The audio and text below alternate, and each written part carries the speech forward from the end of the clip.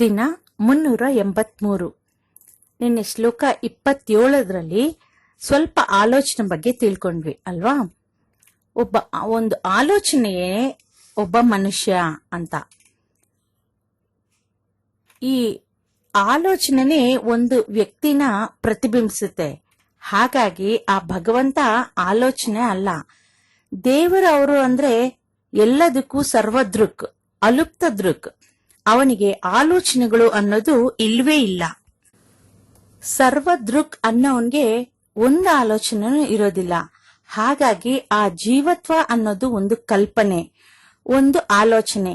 ಯಾವಾಗ ಈ ಅಂತಃಕರಣ ಶುದ್ಧಿಯಿಂದ ನಾನು ಕರ್ತನು ಅಲ್ಲ ಅನ್ನೋಂಥ ತನ್ನಲ್ಲಿರುವಂತ ಅಹಂ ಮತ್ತು ಮಮಕಾರ ಎಲ್ಲವನ್ನು ಪಕ್ಕಕ್ಕೆ ಇಟ್ಟನೋ ಅವನು ಆಗ ಪವಿತ್ರನಾಗಿ ಪರಿಶುದ್ಧನಾಗಿ ಇರ್ತಾನೆ.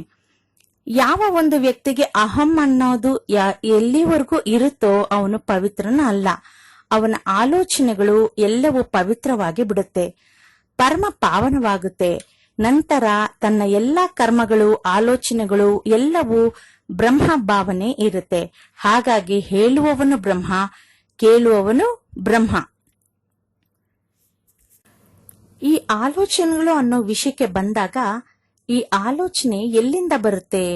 ಸುಮಾರು 20 ಜನ ಒಂದು ಉದಾಹರಣೆಗೆ ಹೇಳ್ತಾ ಇದ್ದೀನಿ, ಒಂದು ಮರದ ಬಳಿ ನಿಂತು ಒಂದೇ ಮರವನ್ನ ನೋಡಿದ್ರೆ ಆ 20 ಜನಕ್ಕೆ ಬೇರೆ ಬೇರೆ ವಿಚಾರಗಳು, ಆಲೋಚನೆಗಳು ಆ ಮರದ ಬಗ್ಗೆ ಬರುತ್ತೆ.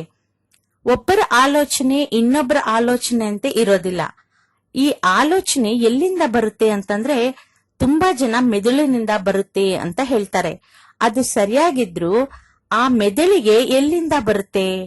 ಮನಸ್ಸಿನಿಂದ ಬರುತ್ತೆ. ಮನಸ್ಸು ಅನ್ನೋದು ದೇಹದಲ್ಲಿ ಯಾವ ಭಾಗದಲ್ಲಿ ಇರುತ್ತೆ?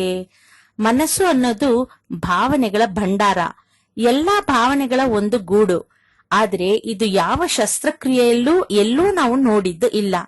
ಮನಸ್ಸು ಕೆಟ್ಟ ಹೋಯ್ತು, ಮನಸ್ಸು ಚೆನ್ನಾಗಿಲ್ಲ, ನನಗ್ ತುಂಬಾ ಮನಸ್ಸಿಗೆ ಬೇಜಾರಾಗ್ತಾ ಇದೆ, ಅಥವಾ ಇನ್ನು ಏನೇನೋ ಮನಸ್ಸಿನ ಬಗ್ಗೆ ನಾನಾ ರೀತಿಯಾಗಿ ವಿಶ್ಲೇಷಣೆ ಮಾಡ್ತಾ ಇರ್ತೀವಿ ದಿನ. ಆದ್ರೆ ಈ ಮನಸ್ಸು ಅನ್ನೋದು ಎಲ್ಲಿದೆ, ಹೇಗಿದೆ, ಯಾರಿಗೂ ಗೊತ್ತಿಲ್ಲ. ಹೃದಯ ಸರಿಯಾಗಿ ಕೆಲಸ ಮಾಡ್ತಾ ಇಲ್ಲ ಅಂತಂದ್ರೆ ಅದಕ್ಕೆ ಆಪರೇಷನ್ ಮಾಡಿ ಒಂದು ಶಸ್ತ್ರಚಿಕಿತ್ಸೆ ಮಾಡ್ತಾರೆ. ಆದ್ರೆ ಯಾವುದೇ ಒಂದು ಅಂಗ ತಗೊಳ್ಳಿ ದೇಹದ, ಅದು ಸರಿ ಇಲ್ಲ ಅಂತಂದ್ರೆ ಆ ಪಾರ್ಟ್ ನ ಆಪರೇಷನ್ ಮಾಡಿ ಸರಿ ಮಾಡ್ತಾರೆ.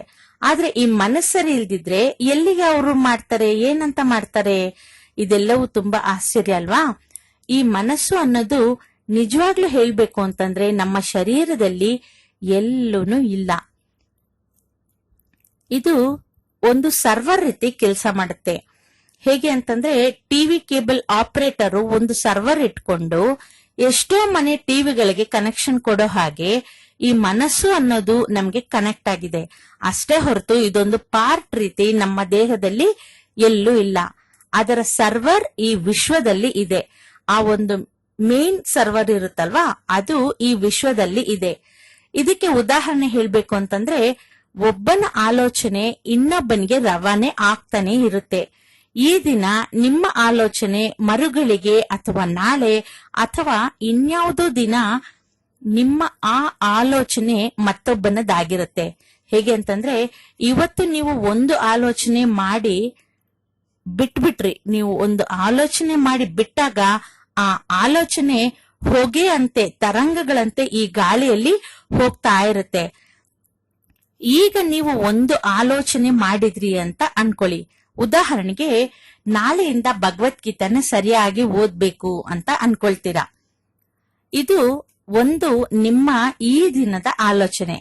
ನಿಮ್ಮ ಸಂಸ್ಕಾರ ಅಂತಂದ್ರೆ ನಿಮ್ಮ ಆತ್ಮಸ್ಥಿತಿ ಇದಕ್ಕೆ ಅವಕಾಶ ಕೊಡದೇ ಇದ್ದಾಗ, ಅಂದ್ರೆ ನಿಮ್ಗೆ ಆ ಅರ್ಹತೆ ಇಲ್ಲದೆ ಇದ್ದಾಗ ನಿಮ್ಮ ಆಲೋಚನೆ ಹಾಗೇನೆ ಮುಂದೂಡಿ ಅದು ಒಂದು ದಿನ ನಿಮ್ಮಿಂದ ದೂರವಾಗಿ ಹೋಗ್ಬಿಡುತ್ತೆ.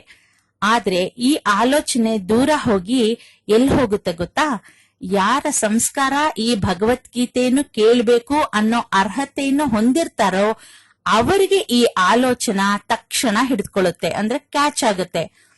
ಆಗ ಆ ವ್ಯಕ್ತಿ ಭಗವದ್ಗೀತೆಯನ್ನು ಕೇಳೋದಕ್ಕೆ ಪ್ರಾರಂಭ ಮಾಡ್ತಾನೆ. ಇದು ಒಂದು ಉದಾಹರಣೆ. ಇನ್ನೂ ಒಂದು ಉದಾಹರಣೆ ಹೇಳ್ಬೇಕು ಅಂತಂದ್ರೆ ಒಬ್ಬ ವ್ಯಾಪಾರ ಮಾಡ್ಬೇಕು ಅಂತ ಆಲೋಚನೆ ಮಾಡ್ತಾನೆ. ಅದಕ್ಕೆ ಬೇಕಾಗಿರೋ ಬಂಡವಾಳ 10 ಲಕ್ಷ. ಇವನ ಬಳಿ ಕೇವಲ 8 ಲಕ್ಷ ಮಾತ್ರ ಇರುತ್ತೆ. ಆದ್ರಿಂದ ಇನ್ನೂ 2 ಲಕ್ಷ ಹೊಂದಿಸೋದಿಕ್ಕೆ ಹರಸಾಹಸ ಮಾಡ್ತಾನೆ. ಆದ್ರೂ ಇವನ್ಗೆ ಅದು ಸರಿ ಹೊಂದೋದಿಲ್ಲ. ಕೊನೆಗೆ ಈ ವ್ಯಾಪಾರ ಮಾಡುವ ಆಲೋಚನೆ ಇವನು ಬಿಟ್ಟು ಬಿಡ್ತಾನೆ. ನನ್ಗ ಆಗೋದಿಲ್ಲಪ್ಪ, ಈ 2 ಲಕ್ಷ ನಂಗೆ ಮಾಡೋದಕ್ಕೆ ತುಂಬಾ ಕಷ್ಟ ಆಗ್ತಾ ಇದೆ ಅಂತ ಈ ಆಲೋಚನೆನ ಬಿಟ್ಟು ಬಿಡ್ತಾನೆ. ಆದ್ರೆ ಈ ಆಲೋಚನೆ ಎಲ್ಲೂ ಹೋಗೋದಿಲ್ಲ. ಅದು ಹಾಗೇನೆ ತರಂಗಗಳಂತೆ ಗಾಳಿಯಲ್ಲಿ ವಿಹರಿಸ್ತಾ ಇರುತ್ತೆ. ಯಾರ ಬಳಿ 10 ಲಕ್ಷ ಇದ್ರೂ ಇದ್ರಲ್ಲಿ ನಾನು ಏನಾದ್ರೂ ಮಾಡ್ಬೇಕು ಅಂತ ಅನ್ಕೊಳ್ತಾ ಇರೋವಾಗ ಅವನಿಗೆ ಈ ಆಲೋಚನೆ ಹಿಡ್ಕೊಳ್ಳುತ್ತೆ. ಆ ವ್ಯಕ್ತಿ ಹೇಗೆಲ್ಲ ವ್ಯಾಪಾರ ಮಾಡ್ಬೇಕು, ಹೇಗೆ ಅಂಗಡಿ ಇಡ್ಬೇಕು, ಹೇಗೆಲ್ಲ ಒಂದು ಇಂಟೀರಿಯರ್ಸ್ ಮಾಡ್ಬೇಕು, ಇದೆಲ್ಲ ಒಂದು ಉದಾಹರಣೆ ಅಷ್ಟೇನೆ. ಹೇಗೆಲ್ಲ ಇಂಟೀರಿಯರ್ಸ್ ಮಾಡ್ಬೇಕು, ಯಾವ್ಯಾವ ರೀತಿ ಸಾಮಾನ್ ತರ್ಬೇಕು, ಎಲ್ಲೆಲ್ಲಿಂದ ತರ್ಬೇಕು ಅಂತ ಅನ್ಕೊಳ್ತಾ ಇದ್ನೋ ಈ ಆಲೋಚನೆಗಳೆಲ್ಲ ಈ ವ್ಯಕ್ತಿಗೆ ರವಾನೆ ಆಗುತ್ತೆ. ಆದ್ರಿಂದಲೇ ಈ ವ್ಯಕ್ತಿಗೆ ಒಂದು ಉಪಯೋಗ ಆಗುತ್ತೆ. ಅದಕ್ಕೆ ನಾವು ಎಷ್ಟೋ ಸರ್ತಿ ಸುಮ್ನೆ ಕುತ್ಕೊಂಡಿದ್ದಾಗ್ಲೂ ಪಟ್ಟಂತ ಒಂದು ಆಲೋಚನೆ ಬರುತ್ತೆ. ಅದು ಎಷ್ಟು ನಮ್ಗೆ ಉಪಯೋಗ ಆಗುತ್ತೆ ಅಂತಂದ್ರೆ, ಅಯ್ಯೋ ನನ್ಗೆ ಇಷ್ಟು ದಿವಸ ಯಾಕೆ ಹೊಳದೇ ಇರ್ಲಿಲ್ಲ, ಇಷ್ಟು ಈಸಿ ಆಗಿರೋಂಥದ್ದು ಯಾಕೆ ನನ್ಗೆ ಹೊಳದೇ ಇರ್ಲಿಲ್ಲ ಅಂತ ನಿಮ್ಗೂ ಸಹ ತುಂಬಾ ಜನಕ್ಕೆ ಅನ್ಸಿರ್ಬೇಕು ಅಲ್ವಾ. ಅದು ಈ ರೀತಿನೇ ಕೆಲಸ ಮಾಡೋದು. ಆದ್ರಿಂದ ಶಂಕರರು ಹೇಳ್ತಾರೆ, ಆಲೋಚನೆಗಳು ಈ ವಿಶ್ವದ ಅಭಿವೃದ್ಧಿಗಾಗಿ ಮಾಡಿ. ಆ ಆಲೋಚನೆಗಳು ಯಾರಿಗೋ ಮುಟ್ಟಿ ಈ ವಿಶ್ವ ಅಭಿವೃದ್ಧಿ ಹೊಂದುತ್ತೆ. ಕೆಟ್ಟ ಆಲೋಚನೆಗಳು ಮಾಡಿದ್ರೆ ಆ ಆಲೋಚನೆಗಳು ಬೇರೆಯವರಿಗೆ ಹೋಗಿ ಅವರು ಆ ಕೆಟ್ಟ ಕಾರ್ಯಗಳು ಮಾಡಿದರೆ ಅದರ ಪಾಪ ನಿಮಗೂ ಅಂಟುತ್ತೆ. ಆದ್ರಿಂದಲೇ ಹೇಳೋದು, ಕೆಟ್ಟ ಆಲೋಚನೆಗಳು ಮಾಡಿದ್ರೆ ಅದು ಪಾಪನೇ. ನಾನ್ ಸುಮ್ನೆ ಮನಸ್ನಲ್ಲಿ ಅನ್ಕೊಂಡಪ್ಪ, ಆದ್ರೆ ನಾನ್ ಅದ್ ಮಾಡ್ಲಿಲ್ಲಪ್ಪ, ನಮ್ಮನೆ ಕಸ ತಗೊಂಡೋಗಿ ಅವ್ರ ಮನೆ ಮುಂದೆ ಹಾಕ್ಬಿಡನ್ವಾ ಅಂತ ಮನಸ್ ಹೇಳುತ್ತೆ. ಆದ್ರೆ ನಮ್ಗೆ ಏನು ಮನಸ್ ಬರೋದಿಲ್ಲ ಹಾಗ್ ಮಾಡೋದಿಕ್ಕೆ. ಸರಿಯಾಗಿ ತಗೊಂಡೋಗಿ ತೊಟ್ಟಿನಲ್ಲಿ ಹಾಕ್ತಿವಿ.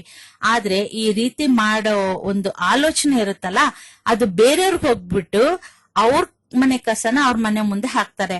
ಅವಾಗ ಅದರ ಒಂದು ಸ್ವಲ್ಪ ಪಾಪ ನಿಮಗೂ ಅಂಟತ್ತೆ. ಆದ್ರಿಂದಲೇ ನಿಮ್ಮ ಆಲೋಚನೆಗಳು ಉನ್ನತವಾಗಿರಲಿ, ಅಭಿವೃದ್ಧಿ ಪಥವನ್ನು ಮುಟ್ಟಲಿ. ಆಗ ಈ ಲೋಕ ಸುಭಿಕ್ಷವಾಗಿರುತ್ತೆ. ಈ ಆಲೋಚನೆಗಳ ಬಗ್ಗೆಯೇ ಈ ದಿನವೆಲ್ಲ ಆಲೋಚನೆ ಮಾಡ್ತಾ ಇರಿ. ನಮಸ್ಕಾರ. ಹರಿ ಓಂ.